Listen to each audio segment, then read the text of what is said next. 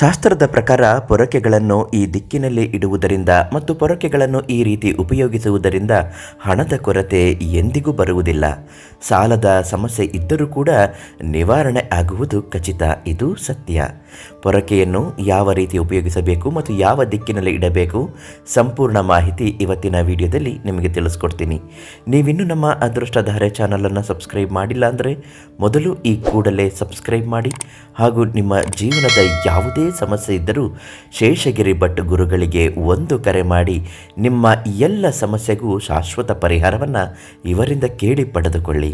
ಫೇಸ್ಬುಕ್ನಲ್ಲಿ ವಿಡಿಯೋಗಳನ್ನ ನೋಡ್ತಾ ಇದ್ದರೆ ನಮ್ಮ ಪೇಜನ್ನು ಫಾಲೋ ಮಾಡಿ. ಉಚಿತವಾಗಿ ಇಂತಹ ಅನೇಕ ದೈವ ಸಮಸ್ಯೆಗಳ ಪರಿಹಾರ ಮಾಹಿತಿಗಳು ಲಭ್ಯವಾಗುತ್ತೆ. ವಾಸ್ತುಶಾಸ್ತ್ರದ ಪ್ರಕಾರ ಕೆಲವು ದಿಕ್ಕಿನಲ್ಲಿ ಕೆಲವೊಂದು ನಿರ್ದಿಷ್ಟ ವಸ್ತುಗಳನ್ನು ಇಡುವುದರಿಂದ ಮನೆಯಲ್ಲಿ ಧನಾತ್ಮಕ ಶಕ್ತಿ ಇರುತ್ತದೆ. ಪೊರಕೆಗೆ ಸಂಬಂಧಿಸಿದ ಕೆಲವು ನಿಯಮಗಳನ್ನು ವಾಸ್ತುಶಾಸ್ತ್ರದಲ್ಲಿ ತಿಳಿಸಲಾಗಿದೆ. ಪೊರಕೆಯನ್ನು ಎಲ್ಲಿ ಇಡಬೇಕು, ಯಾವಾಗ ಖರೀದಿಸಬೇಕು ಎಂದು ಉಲ್ಲೇಖಿಸಲಾಗಿದೆ. ಇದರ ಪ್ರಕಾರ ದಕ್ಷಿಣ ಮತ್ತು ಪಶ್ಚಿಮ ದಿಕ್ಕಿನ ನಡುವಿನ ಸ್ಥಳವು ಪೊರಕೆಯನ್ನು ಇಡಲು ಉತ್ತಮವಾಗಿದೆ ಎಂದು ಪರಿಗಣಿಸಲಾಗುತ್ತದೆ. ಹಾಗೂ ನಿಮ್ಮ ಪೊರಕೆಯನ್ನು ಎಂದಿಗೂ ನಿಂತಿರುವಂತೆ ಇಡಬಾರದು. ಬದಲಿಗೆ ಯಾವಾಗಲೂ ಪೊರಕೆಯನ್ನು ಮಲಗಿಸಿಯೇ ಇಡಬೇಕು. ಅಡುಗೆ ಮನೆಯಲ್ಲಿ ಪೊರಕೆಯನ್ನು ಯಾವುದೇ ಕಾರಣಕ್ಕೂ ಇಡಬೇಡಿ. ಎರಡು ಪೊರಕೆಯನ್ನು ಎಂದಿಗೂ ಒಟ್ಟಿಗೆ ಸೇರಿಸಬೇಡಿ. ಪೊರಕೆಗೆ ಸಂಬಂಧಿಸಿದ ಈ ನಿಯಮ ಪಾಲಿಸಿದರೆ ಲಕ್ಷ್ಮೀದೇವಿ ಸಂತೋಷಗೊಳ್ಳುತ್ತಾಳೆ, ಸಂಪತ್ತು ವೃದ್ಧಿಯಾಗುತ್ತದೆ, ಮನೆಯಲ್ಲಿ ಹಣದ ಕೊರತೆ ಇರುವುದಿಲ್ಲ.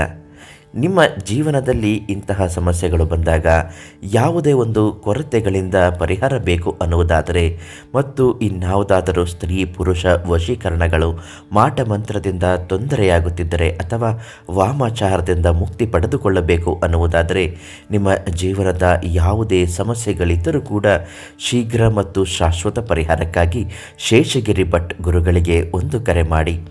ಮದುವೆಯಲ್ಲಿ ವಿಳಂಬವಿದ್ದವರು, ಸಂತಾನದ ಸಮಸ್ಯೆಯಲ್ಲಿ ಕಾಡುತ್ತಿರುವವರು, ಅನಾರೋಗ್ಯದಿಂದ ಬಳಲುತ್ತಿರುವವರು ಇವರಿಂದ ಪರಿಹಾರವನ್ನು ಕೇಳಿ ಪಡೆದುಕೊಂಡು ನೆಮ್ಮದಿಯ ಜೀವನವನ್ನು ನಡೆಸುತ್ತಿದ್ದಾರೆ. ಅನೇಕ ರೀತಿಯಾದಂತಹ ಸಮಸ್ಯೆಗಳಿಗೆ ಇವರೊಬ್ಬರೇ ಮುಕ್ತಿಯನ್ನು ನೀಡುತ್ತಾರೆ.